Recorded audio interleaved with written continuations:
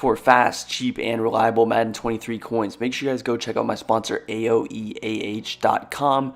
Use code VENM at checkout for 3% off your order. Yo, what's good guys, Venom Fire here, back on a video, and today we're going to be bringing you guys Young Kiv's Gun Bunch offensive scheme. This is another one of our pro player schemes continuing on. We got Kiv's, which is going to be a lot of a different gun bunch than you saw from guys like Henry. Just a way different bunch overall. It's going to be, heavy corner routes, and it's definitely a different offense. It's in a whole different playbook, although they both are a 1-8. It is going to be pretty different. Now, we do once again have our written version down below in the comment section, so you guys can check that out. Once again, this is just watching that one game from the Ultimate Kickoff that he played, although he did not win. There's a lot of really good stuff in here that you can add to your arsenal, and overall, it is a very good offense. So we mentioned that it was a different playbook. We're going to be in the Pittsburgh Steelers offensive playbook instead of the Washington football team. So that's different there. Henry was, of course, in the football team. But yeah, the Steelers offense is definitely different. It has a lot of different plays, the likes of things like deep corner. The vertical is slightly different as corner strike, Steelers cross, double cross. So there's a lot of different plays. Now our audibles are going to be I didn't actually set the audibles. That's a mistake, but we'll set them now. You got corner strike, base you'll leave in there, verticals, and then our last audible is going to be Steelers cross. So those are going to be your 4 audibles. Those are also listed in the written version. We're going to start out in corner strike. Now, the abilities that we want are going to be pretty simple. What we want is is there a Tampa 2 here? What we want is 2 outside apprentices. Now, we have Devontae Adams. We trade over Justin Jefferson, so we got 2 outside apprentices. And yeah, so as far as the written version of the ebook, it's all written from the perspective of Xbox and the bunch being on the right-hand side. It's easy for U-Trips because U-Trips is the same whether you flip it. But for bunch, obviously B and X will switch if it's flipped. So keep that in mind. Now, for your first setup, what you're going to go ahead and do, and there's actually only one corner strike setup.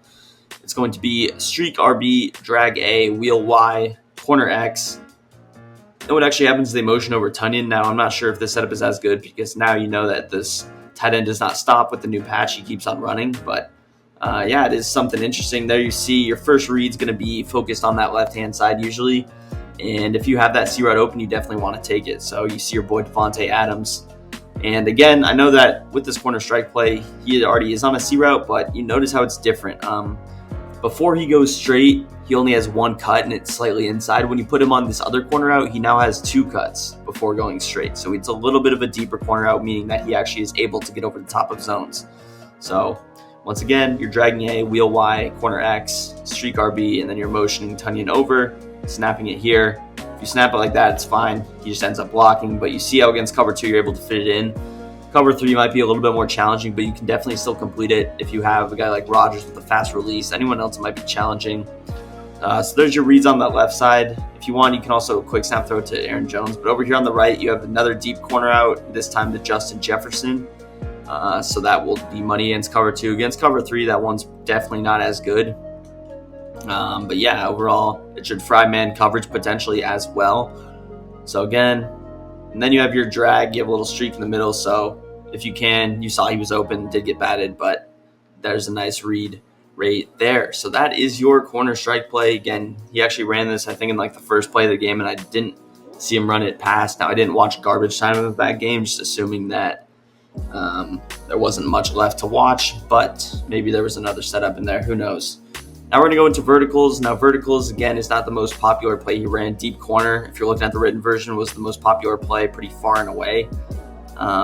Everything else, verticals, there's 4 setups, so that's second, but everything else, there's like 1 setup. He really, similar to Henry, he runs like a lot of the same stuff, and similar to Decroft as well. There's not too many different setups. There's not 10 setups he ran per play. It's really some of the same stuff and just mixing it up in a timely manner. Now with verticals, what you're going to do is drag A, your tight end, and then you're just going to motion out this wheel route in Justin Jefferson. So you're going to do that. Just a simple play. It's intended to kind of throw these little underneath routes, I would say, more so than the deep routes. You're kind of hoping that he plays over the top here and you're able to hit these little short routes because, again, with these short routes, what happens is you can actually pick up big yards, usually first downs, And then you have someone like a RB over the top in case he doesn't actually user it.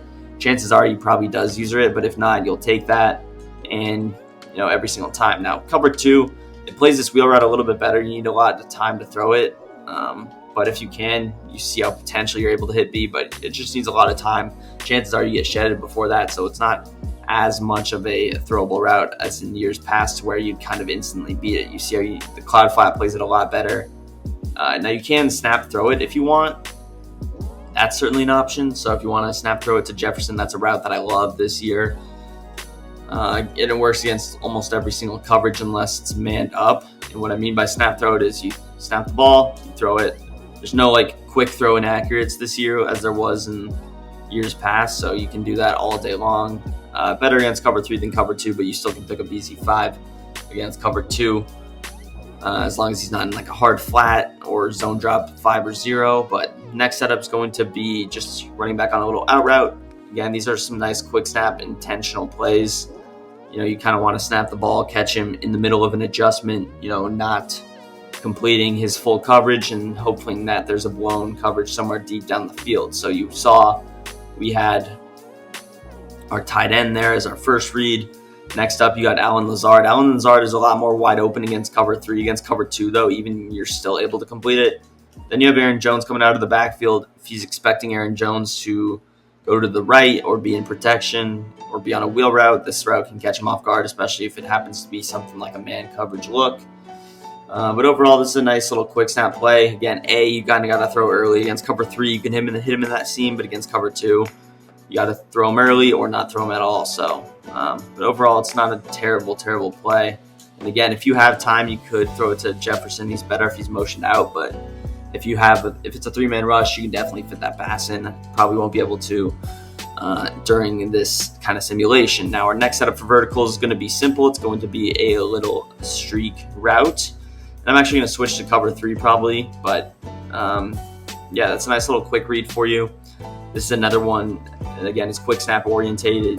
Yeah. I don't know why that word just confused me, but it's intentional that you snap the ball fast when you're running something like that. We're going to switch to cover 3 for more of these setups, but yeah. So now you got your seam passes to Tunyon. There is no motion in this setup as well. There will be in the next one, but yeah. So you don't want to motion. I don't know why I did there, but you have the seams that you can throw. Aaron Jones, now that running back streak was a lot more open last year. It's not as good this year, but I still like it in the red zone especially because you can kind of snap throw it here and boom. Similar to the wheel route, you can pick up a quick 5. And if you're at the 5-yard line, it's a touchdown. So I like that route. Once again, we mentioned Lazard should be more open against cover 3. This is what you see. We have 10 yards before anyone hits him, whereas in cover 2, he's getting hit a couple yards after he catches the football. So definitely an adjustment there. Our last setup for verticals, though, is going to be you're actually going to streak RB, you're going to streak Y, and then he actually motioned out B. This is a play that he ran in the red zone. I think it was before the half when he was forced to settle for 3. And he tried to, I don't know what he's trying to do, but I guess just find someone quickly open. It's not a bad play. You can fit in this seam route if it's cover 3. If it's man coverage, there will be nothing open, so it is zone orientated. Now, that boy was running a lot of zone coverage, especially to defend those corner routes. You don't really want to run man against a scheme like Kibbs. So I'm sure he did his homework, figured zone was the best way to stop it. He mixed in man occasionally, but overall, zone was more or less his heavy choice. So again, you have Jefferson. With Jefferson, you can throw this route early. Now, probably even want to throw it earlier than I did there because the slot corner does get over there probably faster than you would expect. So just be careful in that standpoint. But again, nice little play. There are a lot of setups in deep corner where you motion out that wide receiver. So he might be thinking it's deep corner, and then you're able to catch him off guard with verticals, which could definitely be the case. So that's our last vertical setup. Let's hop into our next play, which is going to be bunch trail, which is actually not in our audibles. So we're going to go out just briefly. I probably should have just jumped to Steelers cross, but we're going to have to go to bunch trail anyways. And there's only one setup, so let's just get straight into it. So with bunch trail, not a bad setup. I don't think it worked in game when you ran it, but you're just going to streak B, drag X, and block Y. Pretty simple. Intentionally, you're trying to get Alan Lazard open on this corner out. That's why we motioned out the streak. But again, it's not guaranteed that you're running the corner out with the streak just because we have those verticals set up. So I think that is definitely part of the reason why we motion out verticals sometimes, although it doesn't necessarily help as much this year. It is an option. So you have your deep corner out, you have your streak, and then you have a couple of underneath options in the drag and the trail. So, overall, you're able to do a lot of what you want on this play. Man coverage, it should be pretty good against. So you saw the trail route, now you have the drag, especially if he's relying on his user to defend the middle of the field. In this case, unless he has a perfect zone drop setup, the corner out should get open against a lot of these. If he's manning people up, though, that's kind of where you can take advantage. And you have a 6-man protection, so you should have time to be able to get this corner out off, or at least that's the hope. So Alan Lazard, he's a grown man. He's going to break off those tackles. But, yeah, definitely trying to get that corner out open. Otherwise, you have 2 underneath options for you. I'm going to hop straight into Steelers cross. Now, again, he could have ran this play more as well. I'm not exactly sure, but I do think he ran.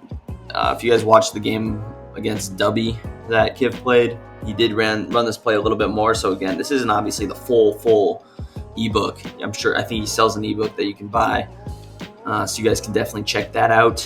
But obviously, I'm going off the one game because I wouldn't just buy his ebook and post it. That's not something that I rock with. But for Steelers cross, what you're going to go ahead and do is, this is a really good setup. It actually worked when he ran it. You're going to fade X. So he faded X, then he slanted B, dragged A. So from the eye, it looks like, oh, this is probably a terrible setup. What he actually did, he motioned out Jefferson pretty far, snaps the ball, and now you see that it's a pretty good setup. The route that he hit in game was that little backside slant, and it's really good, especially when you have the drag and the crosser pulling over those zones. It's literally just wide open. So it's a really good concept, motioning him over. Again, by the player, you'd probably be thinking, oh, that play is not the best. Then you also have RB that you can throw over the top because the drag, holds down those zones. So your first read is going to be that quick slant if you can throw it. Your second read is going to be kind of over the top between RB, and then last read, hoping you can check it down to your slant late. And then, I forgot to put X on a streak, which is unfortunate, but yeah, there's kind of an example of your late read. So, and this play is definitely better. I posted a video on this bunch.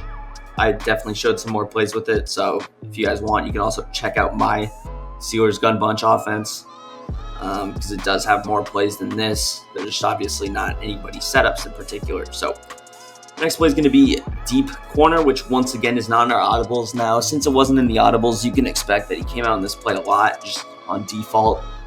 He was coming out in deep corner a ton, and then kind of adjusting. Now, deep corner is our play where you have your cover 3 beater, if you guys did not know. So I'm gonna show some of that if I'm able to get the football off. So if you watch that game, Kid was not able to get the football off just against the 3-man rush because of those 2 edge threats just killing him all game, which hurt to watch. But first step is going to be this: drag A, streak RB, and then you go with the wheel corner out that we had in the corner strike setup. The difference, or actually, we're still going to motion over A. So, but again, you have your deep post instead of like a corner out over there. So if you have time, once again, you can kind of hit that deep post against a 4-man rush. It's not as throwable, so I might try like blocking A just to show you that you can hit it. But again, the setup that he ran, and this is, again, all these were against a 3-man rush, so depending on what you're facing, you can, of course, block certain players. Against cover 3, you see the corner out. You can throw it. Just be very mindful of who is there and all of the factors that go into it, because it's not an easy throw to make, and it's tight. I wouldn't make it unless I had to. 4th down situations, we got nothing else open. There you see it's a little bit more open, but again, with cover 3, you have to throw it a little bit later to where you have to pass lead kind of outside, to where it really is difficult, and you need your wide receiver to get his feet in, because even Andre Reed for Kiv didn't make his feet in. So here we might have time to throw it. You see B, he's kind of open there, make that possession catch. So, but you don't have to throw it as a cover 3 beater either.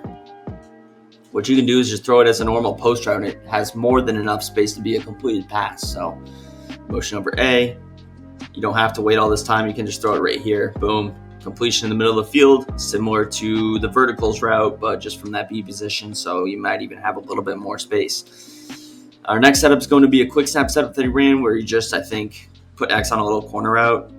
This is a nice quick snap setup. I don't mind running this because you have a corner out now.